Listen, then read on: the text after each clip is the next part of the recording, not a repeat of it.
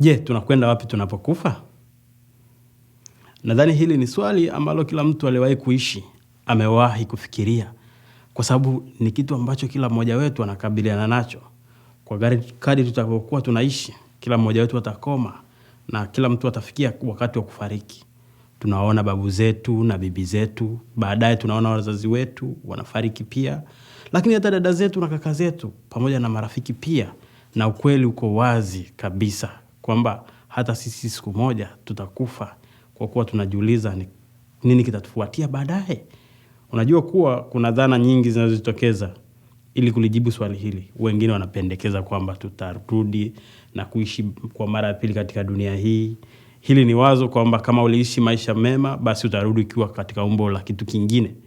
Wengine wamekuwa na dhana ya mizimu, na wengine wanafikiri utarudi katika roho na utaishi katika nyumba ile ile uliokuwa unaishi. Baadhi wanadhani ya kwamba tutaenda toharani. Hili ni wazo kwamba unakwenda kwenye sehemu ya mateso na mpaka unateswa huko mpaka ulipe deni lako. Halafu ukishamaliza kulipa deni lako, unakwenda sehemu ambayo ni nyingine.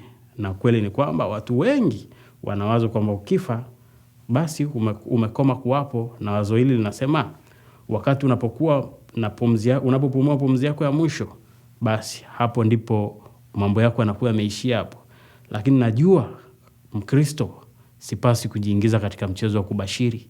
Sipasi kukubaliana na mambo ya uchawi au hadithi za uongo, kwa sababu naweza kulijua jibu la swali langu. Si tu je, ni wapi nitakapoelekea nitakapokufa, lakini pia ninakwenda wapi. Katika somo hili tutakwenda kuangalia safari ya roho ya mwanadamu. Tutaiacha Biblia itujibie swali letu. Je, tunakwenda wapi tunapokufa? Sasa safari ya mwanadamu kihalisia haianzi kwenye dunia hii, huanzia mbinguni. Ninataka usikilize Mhubiri sura ya 12 mstari wa 7.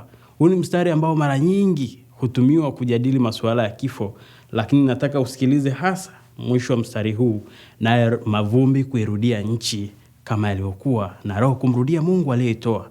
Waebrania sura ya 12 na mstari wa 9 inamuita Mungu Baba roho. Hivyo roho kihalisia asili yake ni mbinguni, inatoka kwa Mungu. Na katika hicho kipindi mimba inapotungwa, wakati wa mbegu ya kiume na yai la mwanadamu la mwanamke linapokuwa linakutana, Mungu huiweka roho pia. Huingiza roho kwa huyu mtoto mchanga. Unajua kuwa baba na mama humpa mtoto yule vinasaba vyao, lakini hawampi roho. Mungu ndiye hufanya hivyo. Mwanzo sura ya 1 mstari wa 26, Mungu akasema, hebu tumfanye mtu kwa mfano wetu, na kwa mfano wetu atawale viumbe vyote. Inamaanisha kwa mfano wa Mungu. Kimsingi hapa anazungumzia roho ya mwanadamu. Yeye ni kiumbe ambacho sasa kitakuwa kikiishi milele. Na hivyo mimba ya mwanadamu inapotungwa, Mungu humfanya katika mfano wake kwa kuiweka roho ndani yake. Sasa wanyama hawana hiyo. Sisi tupo juu sana kuliko wanyama wote. Kwa ajili ya hilo sasa tuko katika umbo na mfano wa Mungu, kwa sababu roho yetu inakaa ndani yetu milele. Mwanadamu huyu mpya aliyeumbwa na Mungu anawekewa roho hii, na roho hii itaendelea kukaa ndani ya mwili wake mpaka mtu huyu atakapokufa. Wakorintho wa pili sura ya 5 na mstari wa 1 inasema, kwa maana twajua ya kuwa nyumba ya maskani yetu iliyo ya dunia hii ikiharibiwa, tunalo jengo lililojengwa na Mungu, nyumba isiyofanywa kwa mikono, isiyo ya milele, iliyo ya milele. Wakorintho wa kwanza sura ya 15 inazungumzia miili yetu, na inaelezea miili hiyo iliharibikayo, na hiyo roho yetu kwa miaka 70 au 80 ambao tutakuwa na miili hii, hukaa ndani ya mwili huu wa nyama uharibikao. Sasa kwa wakati tunapomwabudu Mungu kwa roho zetu, hilo hutokea katika miili yetu, huanzia kimsingi katika nafsi, toka katika roho zetu. Yohana sura ya 4 mstari wa 24, Biblia inasema Mungu ni roho, na wamwabudu imewapasa kumwabudu katika roho na kweli. Kwa hiyo tunahusisha mwili huu, lakini roho ndiyo kitu cha ibada. Roho ni moyo wa mwanadamu. Tunamwabudu Mungu kwa roho zetu, tunampendeza Mungu kwa roho zetu, kwa mioyo yetu. Na Luka sura ya 10 mstari wa 27, Biblia inasema mpende Bwana Mungu wako kwa moyo wako wote, na kwa roho yako yote, na kwa nguvu zako zote, na kwa akili zako zote. Sasa baada ya muda mwili huu wa nyama huchakaa. Sulemani anaelezea hili mchakato huu katika kitabu cha Mhubiri sura ya 12. Anasema, mkumbuke Muumba wako siku za ujana wako, kabla hazijaja siku mbaya. Hili linamaanisha utakapoanza kuzeeka na mwili wako kuchakaa. Anasema maisha yatakuwa magumu kwa njia mbalimbali. Anasema wala haijakaribia miaka utakaposema mimi sina furaha katika hayo. Watu wengi wanapokaribia kufika mwisho wanakuwapo tayari wanakwenda pamoja na wako tayari kwenda na Bwana, kwa sababu kimwili maisha yanakuwa magumu kwao. Anasema kabla jua, nuru na mwezi na nyota havijatiwa giza. Hapa ni pale uono wako unapoanza kushindwa kufanya kazi, unaanza kutumia miwani yenye vioo au lenzi zenye nguvu, viwango vya juu. Na anaendelea kusema kabla ya kurudi mawingu baada ya mvua. Siku ile ambayo walinzi wa nyumba watatetemeka. Anazungumzia mikono itakapoanza kutetemeka na mtu huyu mwenye nguvu anaanza kuinama.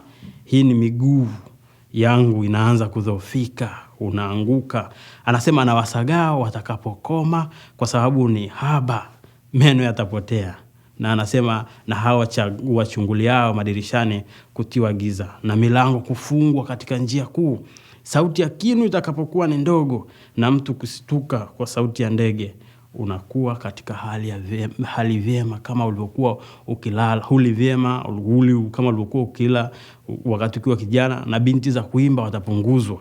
Hivyo inamaanisha uwezo wako wa kusikia nao utapungua. Pia naam, wataogopa kilichotokea, vitisho vitakuwapo njiani, na mlonzi utachanua maua, nywele zako zitakuwa na mvi. Anasema na panzi, hichi kiumbe kidogo utakuwa ni mzigo mzito. Matamanio yanakwisha, matamanio yako yanabadilika kadiri unavyokuwa mzee.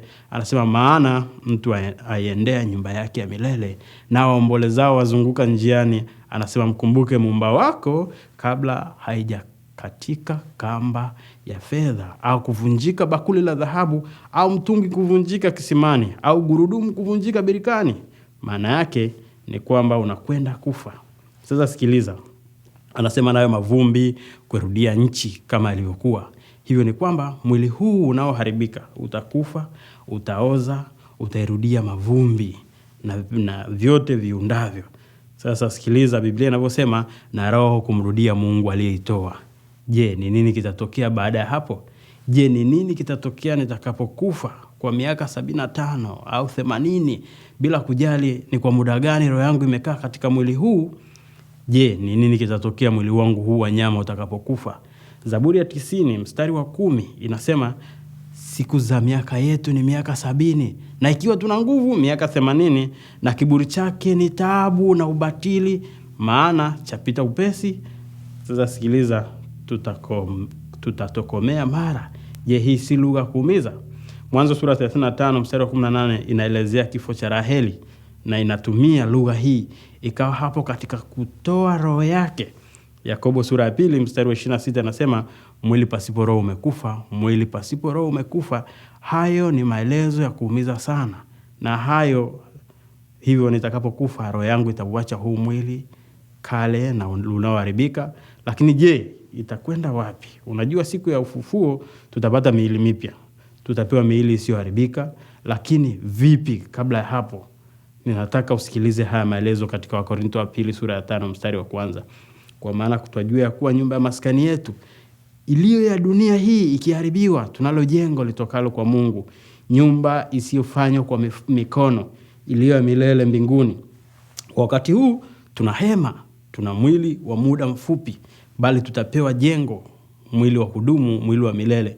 Mstari wa 4 anaendelea kusema, kwa sababu sisi tulio katika maskani hii twaugua tukilemewa, si kwamba tunataka kuvuliwa, bali kuvikwa, ili kitu kile kilichopatikana na mauti kimezwe na uzima. Sasa kuna lugha ya kuvutia sana hapa, kwa sababu inazungumzia kuwa katika mwili kama vile kuvalishwa hema, halafu unazungumzia kuwa na mwili wa kufufuliwa kama vile kwa katika jengo la milele mbinguni. Lakini pia inazungumzia kuhusu kuvuliwa. Je, ni kuvuliwa huko? Je, anazungumzia nini? Je, hili linatokea wakati gani? Vyema, ni wakati tutakapokufa na roho kuacha miili yetu iharibikayo.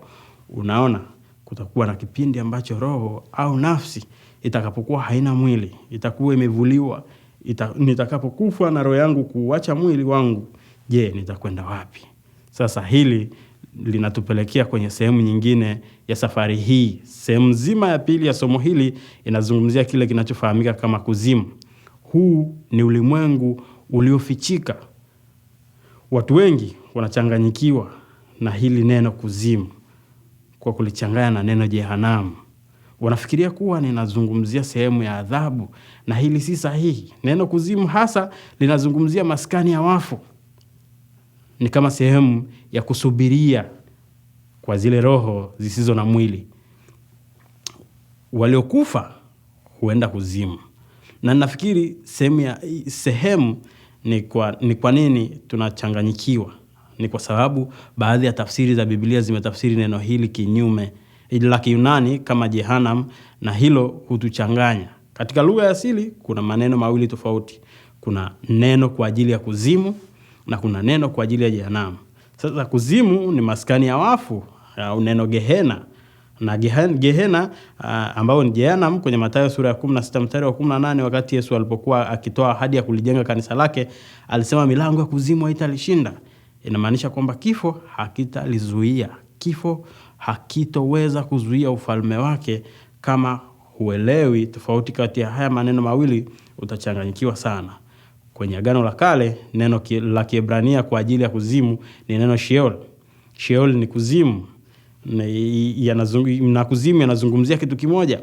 Na hivyo utakapoelewa kwa wakati kwamba watu huelekea wapi wanapokufa, itakusaidia kwenye baadhi ya vitu. Kwa mfano, kwenye Matendo ya Mitume sura ya 2 mstari wa 31, Biblia inamzungumzia Mkristo baada ya kifo chake kuwa yuko kuzimu. Yesu hakwenda Jehanamu alipokufa, alikwenda kuzimu. Lakini kwenye Luka sura ya 23 mstari wa 13, Kristo alipokuwa karibu na kufa, alisema atakwenda paradiso. Sasa unatakiwa kuelewa kwamba paradiso iko kuzimu. Italeta maana kamili, kwa sababu paradiso ni moja kati ya sehemu kule kuzimu. Na kuzimu kuna sehemu ambayo wenye haki huelekea, na kuna sehemu ambayo waovu huelekea, watu ambao hawakuwa wema. Wote wanasubiri siku ya hukumu. Sasa maelezo mazuri ambayo tunayo kwenye Biblia kuhusu kuzimu yako kwenye Luka sura ya 16. Inaelezea maneno yote mawili. Naomba tusome wote pamoja. Hebu tuangalie wote kwa pamoja, halafu tutazungumza baadaye. Luka sura ya 16 kuanzia mstari wa 19, Biblia inasema, palikuwa na mtu mmoja tajiri aliyevalia nguo za rangi ya zambarau na kitani safi, na kula siku zote kwa anasa. Na maskini mmoja jina lake Lazaro huwekwa mlangoni pake na vidonda vingi, naye alikuwa akitamani kushibishwa kwa makombo yaliyoanguka katika meza ya yule tajiri. Hata mbwa wakaja wakamramba vidonda vyake. Ikawa yule maskini alipokufa, akachukuliwa na malaika mpaka kifuani kwa Ibrahimu. Yule tajiri naye akafa, akazikwa. Basi kule kuzimu aliinua macho yake alipokuwa katika mateso, akamwona Ibrahimu kwa mbali na Lazaro kifuani mwake. Akalia akasema, baba Ibrahimu, nihurumie, umtume Lazaro achove ncha ya kidole chake majini, au burudishe ulimi wangu, kwa sababu nateswa katika moto huu. Ibrahimu akasema, mwanangu, kumbuka kwamba wewe uliyapokea mema yako katika maisha yako, na Lazaro vivyo hivyo alipata mabaya, na sasa yeye yupo hapa anafarijiwa, na wewe unaumizwa. Na zaidi ya hayo, kati yetu sisi na ninyi kumewekwa shimo kubwa, ili wale watakao kutoka huku kuja kwenu wasiweze, wala wale watakao kwenda kwenu wasivuke kuja kwetu. Sasa kwanza ningependa tuiangalie hii sehemu ambayo Lazaro alipokwenda. Tunaambiwa kwamba alipokufa Lazaro alichukuliwa na malaika mpaka kifuani mwa Ibrahimu. Sasa hii ni sehemu kule kuzimu ambayo wenye haki huelekea kuisubiria hukumu. Ni sehemu ijulikanayo kama paradiso. Hii ni sehemu ile ambayo Kristo naye alipokufa alimwahidi yule mwizi pale msalabani kwamba atakuwa naye huko. Kumbuka alisema kwenye Luka sura ya 23 mstari wa 43, amin nakuambia leo hivi utakuwa pamoja nami peponi. Kwenye Luka sura ya 16 mstari wa 25, Biblia inatueleza kwamba kwenye hii sehemu wenye haki wanafarijiwa. Kwa hakika kama utajifunza mazingira ya paradiso, inabeba dhana nzima ya bustani ya raha. Sasa sehemu nyingine tofauti ya kuzimu ni ile ambayo tajiri alikwenda. Hii sehemu ni sehemu ya mateso. Hii sehemu iko kuzimu, inaitwa sehemu ya mateso kwa lugha ya asili ya Kiyunani. Petro amelitumia hili neno kwenye waraka wa pili wa Petro sura ya 2 mstari wa 4, ambapo alisema kwa maana ikiwa hakuwaachilia malaika waliokosa, bali waliwatupa shimoni, akawatia katika vifungo vya giza walindwe hata ije ile hukumu. Wanaisubiri siku ya hukumu. Sasa hii sehemu tunaelezewa katika Luka sura ya 16 mstari wa 22 na 23 iko hivi. Kwenye mstari wa 22 unasema tajiri naye akafa akazikwa. Mstari wa 23 sikiliza hili. Kule kuzimu aliinua macho yake alipokuwa katika mateso. Sasa kwa kawaida ninapokuwa ninafundisha kwenye somo hili, huwa natumia muda kuzungumzia kuhusu maumivu na mateso ya sehemu hii, na tungeliweza kujifunza masomo mengi au kwenye swala zima hili kwa muda mrefu. Lakini kwa sasa hebu tuone tu kwamba huyu tajiri anateseka, anachomwa kwa moto, analilia rehema, anaomba kurehemiwa, anaamini tone moja tu la kawaida la maji lingeweza angalau kuburudisha kidogo. Ningetaka ukubaliane nami kwamba kila mtu tangu mwanzo wa ulimwengu huu mpaka sasa, kila mtu aliyekufa akiwa amepotea machoni pa Mungu yuko katika eneo hili ambalo tajiri yuko. Wengi wao wako huko kwa maelfu ya mamia, wengine kwa madakika, wamekufa muda si mrefu, baadhi sekunde chache tu zilizopita, lakini wako kule na wanateseka. Sasa mtazamo mwingine ambao ninataka tuone ni ukweli kwamba watu wanajitambua wakati wakiwa kuzimu. Unajua kuwa kuna fundisho linalofundishwa na baadhi ya watu kwenye ulimwengu wa kidini linaloitwa fundisho la kulala kwa roho. Fundisho hili linadai kwamba mtu anapokufa anakwenda kwenye kivuli, anakuwa kivuli bila kuwa na ufahamu na anakoma kuwa na uelewa. Lakini kifungu hiki kimoja pamoja na vingine vingi vinafundisha kwamba baada ya kifo mwanadamu hutambua kabisa nini kinaendelea. Huyu tajiri analia kwa sababu ya maumivu. Lazaro anafarijiwa, na unajua Zaburi ya 116 mstari wa 15 inasema ina thamani machoni pa Bwana mauti ya wacha Mungu wake. Rafiki, siamini kama hili linazungumzia hali yao waliokufa kutokuwa na ufahamu. Hivyo haileti maana kwangu. Unajua niliwahi kufundisha kuhusu somo hili wakati fulani, na bwana mmoja akaja kwangu na kuniambia somo zuri. Alafu akasema unahitaji kusoma kifungu hiki kwa sababu umekosea kusema kwamba watu wanaufahamu wanapokuwa wako kuzimu. Akanipa kipisi cha karatasi ambacho ameandika kifungu, na kifungu hicho kiko kwenye Mhubiri sura ya 9 mstari wa 5 ambako Biblia inasema lakini wafu hawajui neno lolote. Wafu kutokujua lolote. Unajua alikuwa akimaanisha kwamba kifungu hiki kinazungumzia kwamba hawatajua lolote kwa sababu alikitoa nje ya mazingira. Kwa hakika kama utaangalia mstari unaofuata kwenye Mhubiri sura ya 9 na mstari wa 6, kirai hiki kinatumiwa tena chini ya jua, tena kimetumiwa kwenye mstari wa 3, kutumiwa tena kwenye mstari wa 9 na mstari wa 13, na muktadha wa kifungu hiki ni mambo yanayoendelea katika dunia hii. Mambo ya jua, mambo ya ulimwengu huu. Na mantiki ya kifungu hiki ni kwamba unapokufa ukaenda paradiso au kwenda kwenye mateso, hutakuwa na ufahamu tena wa nini kinaendelea katika dunia hii. Kwa kudhibitisha hilo, angalia katika kitabu cha Nyakati wa Pili sura ya 34. Mfalme Yosia aliambiwa na Mungu kwamba ataleta adhabu juu ya Yerusalemu kwa ajili ya dhambi zao, lakini yeye atakufa na wala hataliona hili likitokea. Sasa nataka usikilize lugha iliyotumika katika mstari wa 28. Alisema, tazama nitakukusanya kwa baba zako, nao utawekwa kaburini mwako kwa amani, wala macho yako hayataona mambo mabaya yote nitakayoleta juu ya mahali hapa na juu ya wakao. Sasa jambo la msingi ni lipi? Atakuwa amekufa, atakuwa amekwenda kuzimu, kwa hiyo hata kuwa na uwezo kuona yale yanayoendelea hapa duniani, wala hawajui lolote linaloendelea huku. Sasa jambo moja la mwisho ninalotaka wewe ulione kati ya paradiso na hao wanaokwenda kwenye mateso ni kwamba kuna shimo kubwa lililoligawa sehemu hizi mbili. Na ndiyo maana Luka sura ya 16 mstari wa 26 anasema kwamba kuna kitu kilichowagawanya. Kuna shimo kubwa lililowekwa ili kwamba hakuna mtu atakayeweza kuvuka kutoka upande mmoja kwenda mwingine. Unapokuwa paradiso unakaa hapo mpaka siku ya hukumu. Unapokuwa kwenye mateso nako unakaa hapo mpaka siku ya hukumu. Na kwa hiyo hilo linamaanisha kwamba kila mtu ambaye alifariki akiwa ni mwaminifu machoni pa Bwana bado yuko huko. Wengine wamekaa huko miaka maelfu, wengine madakika, wengine hata sekunde chache zilizopita. Lakini nafikiria kuhusu kilio chao. Wanaunguzwa na moto, lakini hawaishi. Sasa hilo linatupelekea kwenye jambo letu lingine ambalo ni siku ya ufufuo. Siku ya ufufuo hasa tunaiita siku ya hukumu.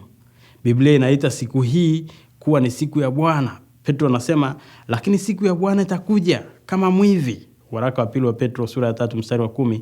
Sasa ni nini kitatokea siku hiyo? Siku ya hukumu kwa zile roho zilizopo kuzimu ambazo paradiso au kwenye mateso. Je, ni nini kitatokea siku hiyo? Kuzimu itaachia roho zote zilizokuwako, nayo itakoma kuwako. Pia katika siku hiyo dunia nayo itaitoa miili yote ambayo ilikuwa nayo watu waliozikwa wote. Yohana sura ya 5 mstari wa 28 na 29, Yesu alisema, kwa maana sasa saa yaja ambao watu wote waliomo katika makaburi wataisikia sauti yake, nao watatoka, wale waliofanya mema kwa ufufua uzima, na wale waliotenda mabaya kwa ufufua hukumu. Halafu nafsi au roho ambazo zimetoka kuzimu zitaungana na miili ambayo imefufuliwa duniani. Lakini katika muunganiko huu mpya, mwili mpya au miili mipya utakaopewa wanadamu utakuwa ni tofauti. Mwili utaofufuliwa hautakuwa kama mwili huu wa nyama tulionao sasa. Mwili uliofufuliwa hautaundwa kwa vitu ambavyo vimekwenda kaburini. Mwili huu utakaofufuliwa utakuwa umeundwa kwa malighafi tofauti. Unajua, wakati mwingine watu wanaweza kusema kwamba kwa sababu waliachia miili yao basi itasababisha matatizo mengine wakati wa ufufuo. Lakini mwili utakaofufuliwa hautakuwa na vitu vile vilivyokuwa navyo hapo awali ukiwa duniani. Je, nimelijua hilo? Wakorintho wa kwanza sura ya 15 mstari wa 50 inasema, nyama na damu haviwezi kurithi ufalme wa Mungu. Miili itakayofufuliwa haitakuwa miili ya damu na nyama. Sikiliza hili kutoka katika mstari wa 44 wa Wakorintho wa kwanza sura ya 15. Hupandwa mwili wa asili, hufufuliwa mwili wa roho. Ikiwa uko mwili wa asili, na wa roho pia uko. Mwili wa nyama hupandwa katika uharibifu, hufufuliwa katika kutokuharibika. Hupandwa katika aibu, hufufuliwa katika fahari. Hupandwa katika udhaifu, hufufuliwa katika nguvu. Hupandwa katika mwili wa asili, hufufuliwa katika mwili wa roho. Kuna mwili wa asili na kuna mwili wa roho. Sasa hebu tuangalie mstari mmoja. Hiki kinachosema, inasema kwamba mwili uliofufuliwa hautaharibika. Unaona, miili yetu ya sasa hutiishwa na kifo, huchakaa, huzeeka, lakini mwili mpya hautachakaa. Pili, mwili huu utakuwa ni wa utukufu.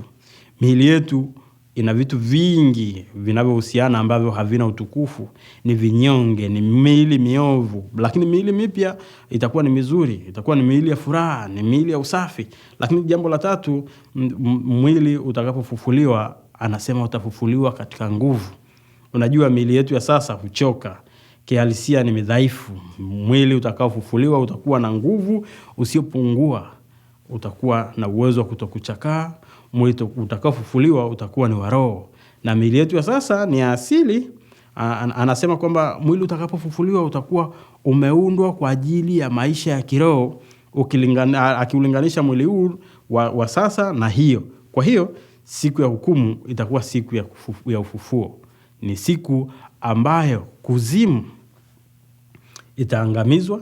Ni siku ambayo kutavikwa miili mipya ambayo itafufuliwa. mipya isiyoharibika ya kiroho. Sasa hili likiwa akilini mwetu, sikiliza Wakorintho wa kwanza sura ya 15 mstari wa 54 na 55, bali huu uharibikao utakapovaa kutokuharibika, na huu wa kufa utakapovaa kutokufa, hapo ndipo litakapokuwapo lile neno lililoandikwa, mauti imemezwa kwa kushindwa. Kuwapi wewe mauti kushindwa kwako? Uwapi wewe mauti uchungu wako? Kifo na kuzimu vitashindwa siku hiyo kwa maneno mengi.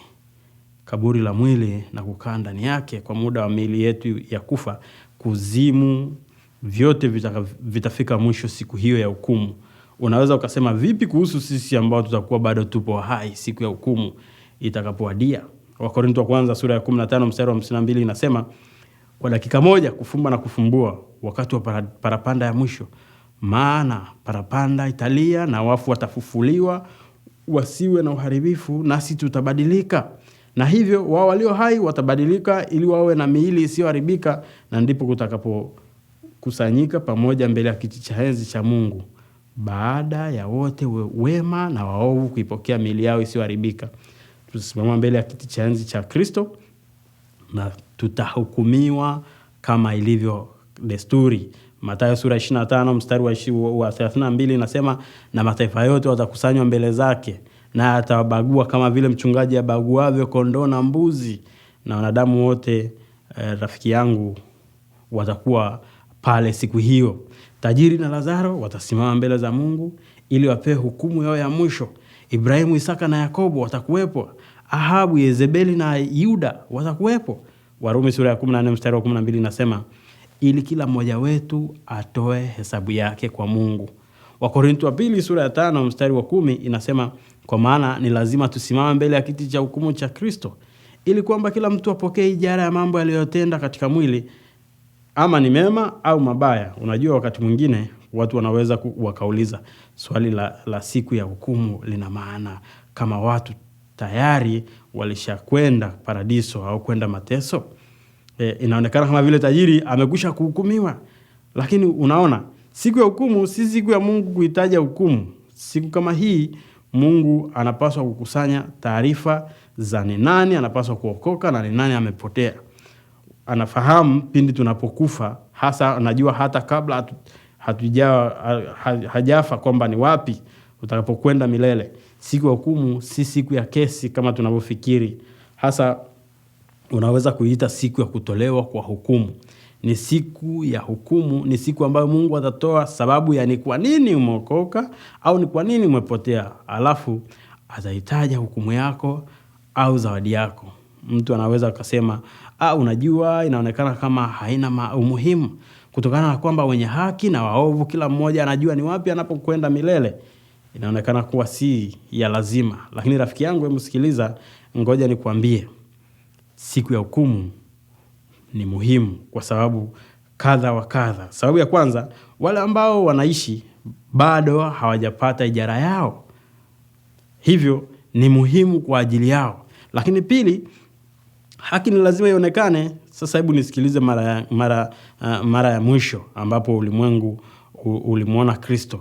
Alikuwa akiuawa kama mhalifu, kumbe alionekana kuwa watu na wafuasi wake kwa kufufuka kwake. Lakini katika siku ya hukumu kila mtu atamuona kama hakika mwenye haki. Lakini la tatu, siku ya hukumu ni siku ya muhimu kwa sababu itakuwa ni siku ya kuwekwa mambo wazi. Sababu ni kwa nini mtu amepotea itatolewa. Sababu ya ni kwa nini mtu ameokoka itatajwa. Na sababu ya 4, hii ni siku ambayo mauti itashindwa kabisa. Unajua, kwa miaka mingi nimekuwa nikinajiuliza nini maana yanaposema adui wa mwisho atakayeharibiwa ni mauti. Na nimekuwa nikijiuliza, je, Kristo si amekwisha kushinda kifo? Je, hakulifanya hilo alipokufa? Na hivyo nikawa sina majibu katika hili. Lakini sikiliza haya kwenye mstari wa 24. Hapo ndipo mwisho atakapompa Baba ufalme wake, atakapobadilisha utawala wote na mamlaka yote na nguvu, maana sharti amiliki yeye hata awaweke adui wake wote chini ya miguu yake. Adui wa mwisho atakayembatilisha ni mauti. Rafiki, hili linazungumzia siku ambayo makaburi yatakuwa wazi na kuzimu itakoma. Na katika siku hii, siku ya hukumu, ni ya muhimu sana. Sasa sehemu inayofuata ya somo hili tutazungumzia neno milele. Kwenye Mathayo sura 25 mstari 46, Bwana alilisema, na hao watakao kwenda zao kuingia katika adhabu ya milele, bali wenye haki watakwenda katika uzima wa milele. Unajua mwanadamu ameumbwa katika mfano wa Mungu, na hivyo amepewa roho ya milele, na roho hiyo kamwe haitakoma kuwako. Sasa neno la Kiyunani linalotafsiriwa milele linamaanisha ni milele, inayodumu, isiyo na mwisho, isiyokoma, haitafika wakati ambapo itatawaliwa na muda. Sasa utaona katika somo hili ya kwamba kuna uwezekano wa aina mbili ni wapi tutakaa milele. Wa kwanza ni sehemu ya furaha milele, huo ni mwisho wa wale waaminifu, ni mbinguni. Na kwao mfalme atawaambia siku ile ya hukumu, njoni mliobarikiwa na Baba yangu, urithini ufalme mliowekewa tayari tangu kuumbwa ulimwengu. Mathayo sura 25 mstari 34. Na anaita sehemu hii kama uzima wa milele. Sasa mwisho mwingine upo kwenye sehemu ya mateso. Huko ni jehanamu. Imeelezwa katika Ufunuo sura 21 mstari wa 8 kama sehemu watakayo kwenda wale watu waliowekewa moto na kiberiti, ambayo ndiyo mauti ya pili. Ni sehemu ambayo Bwana alikuwa akizungumzia wakati wa hukumu. Angalia kwenye Mathayo sura 25 ambapo anawaambia wenye dhambi nao wataingia kwenye adhabu ya milele. Je, ni kwa muda gani adhabu ya jehanamu itadumu?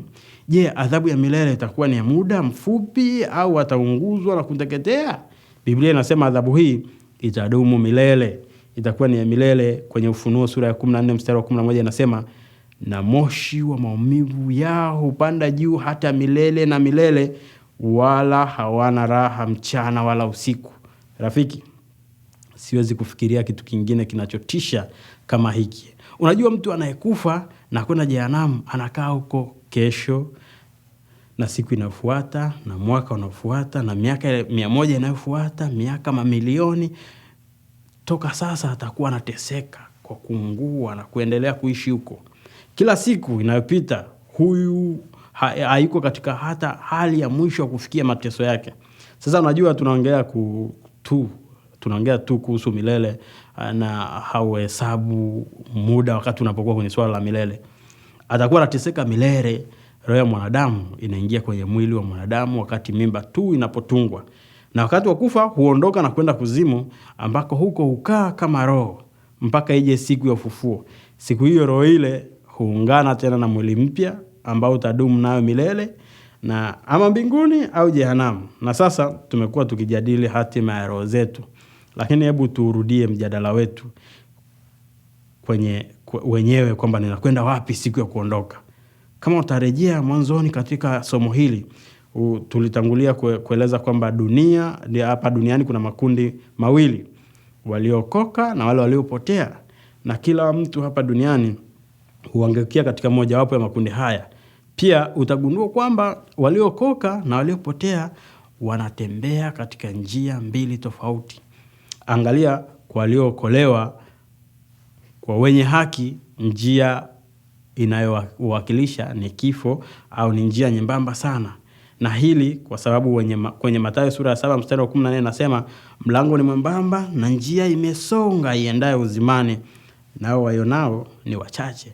Angalia hili pia, wale waliopotea njia yao ya kifo ni pana, na hilo ni kwa sababu kwenye Mathayo sura ya 7 mstari wa 13 Biblia inasema, maana mlango ni pana na njia ni pana iendayo upotevuni, nao ni wengi waingiao kwa mlango huo.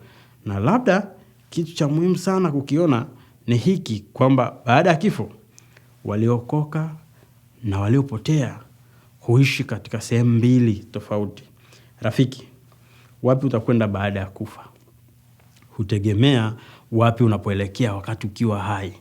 Kila mtu aliye hai leo yuko katika moja ya njia hizi mbili, ama kwenye njia nyembamba iendayo uzimani au kwenye njia pana iendayo upotevuni.